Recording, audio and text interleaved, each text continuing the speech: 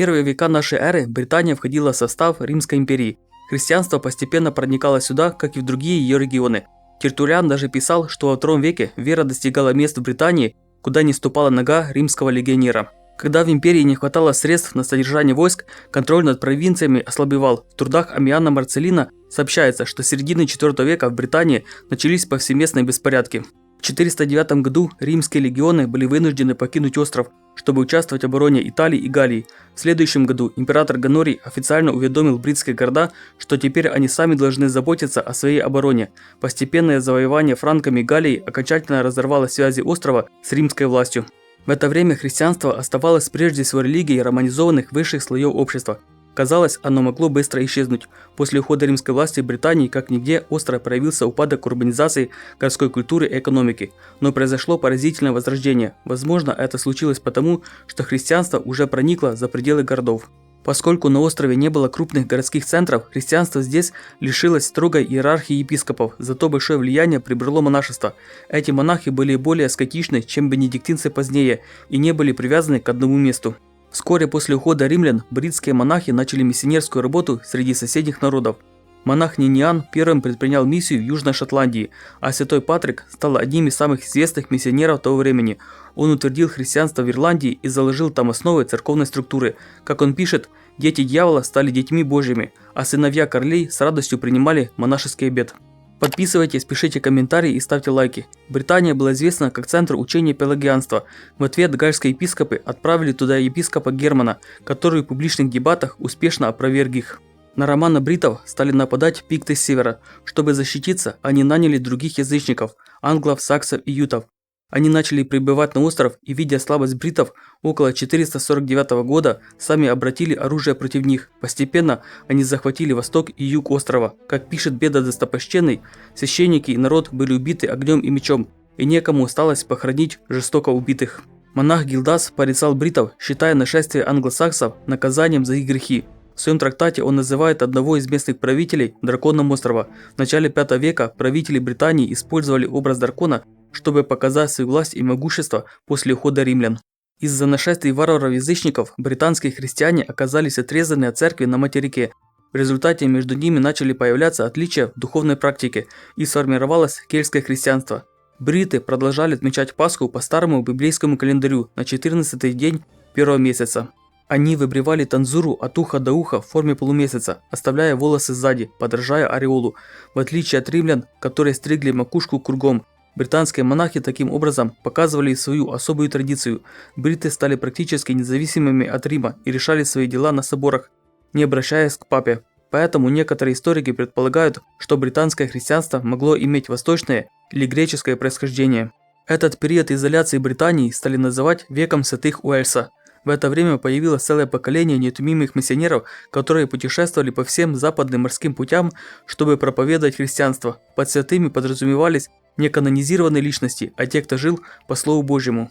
Об этих людях мало что известно, но они дали свои имена различным местам по всему Уэльсу. Свидетельством их деятельности служат сотни стоячих камней по всей стране с резьбой или надписями. За почитание этих святых после их смерти отвечала церковная община, которая поддерживала и развивала культ на протяжении столетий. Успешность такой деятельности часто определяла популярность святого. Так, ранее валлийские святые стали основателями локальных традиций. Они были известны тем, что защищали народ перед правителями и совершали чудеса. Святой Бринах, по преданию, общался с ангелами на горе Ангелорум и научился понимать животных. Главным валлийским святым стал Давид. Его монастырский устав отличался простотой и крайним аскетизмом. Монахи должны были сами тянуть плуг без помощи тягловых животных. Сам святой Давид питался только луком-пореем и водой. Возможно, поэтому лук-порей стал национальным символом Уэльса. Позднее, в XII веке, папа Каликст II объявил, что 2 паломничества к святому Давиду приравниваются к одному паломничеству в Рим. В начале VI века стремление к учености постепенно уступило место аскетическому движению. Монахи покидали организованные общины и селились в изолированных местах, ведя крайне скромную жизнь, полную молитв и личного общения с Богом. Продвижение англосаксов было остановлено во время осады и битвы у Бадонского холма около 520 года. Эту победу позже связывали с легендарным королем Артуром. Но их наступление возобновилось, когда бритов поразила эпидемия.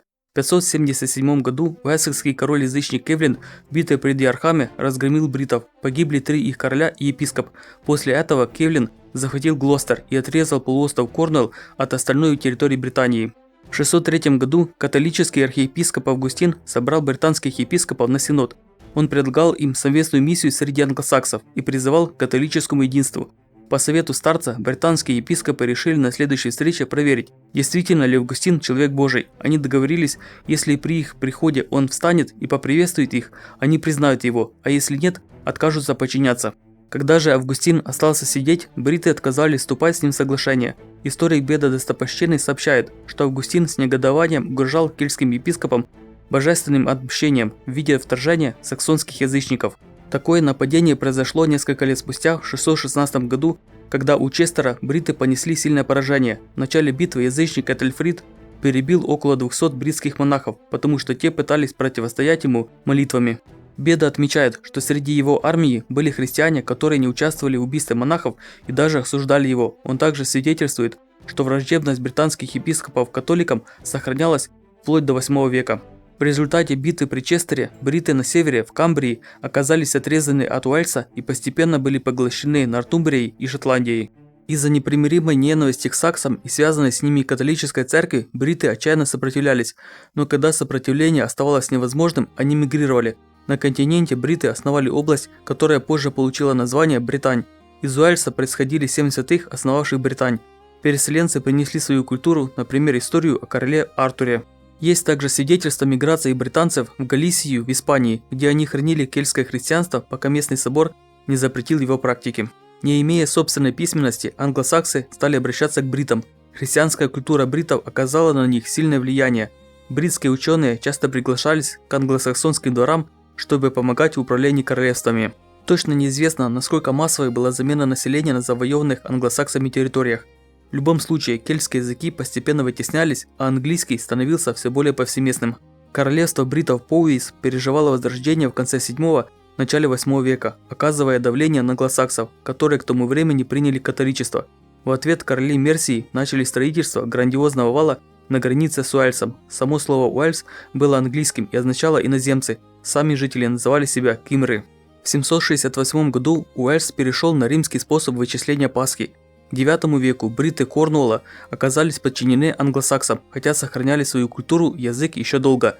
Надежды на возрождение бритов и возвращение ими своих территорий сохранялись в легенде о красном драконе Уэльса, который победит белого дракона Англии. Этот красный дракон помещен на герб Уэльса.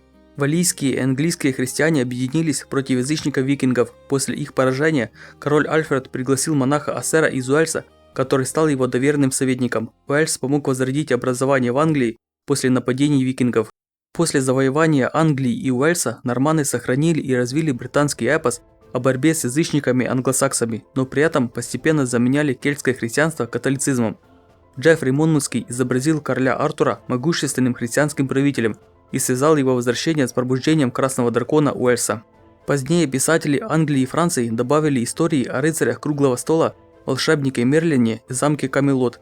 В конце XII века культурно-кельтское аббатство Гластонберри распространило легенду о том, что Иосиф Аримафейский принес чашу Грааль в их монастырь. В это же время Роберт де Бурон связывал его поиски с рыцарями круглого стола. Подписывайтесь на канал, чтобы узнать больше и не пропустить новые видео.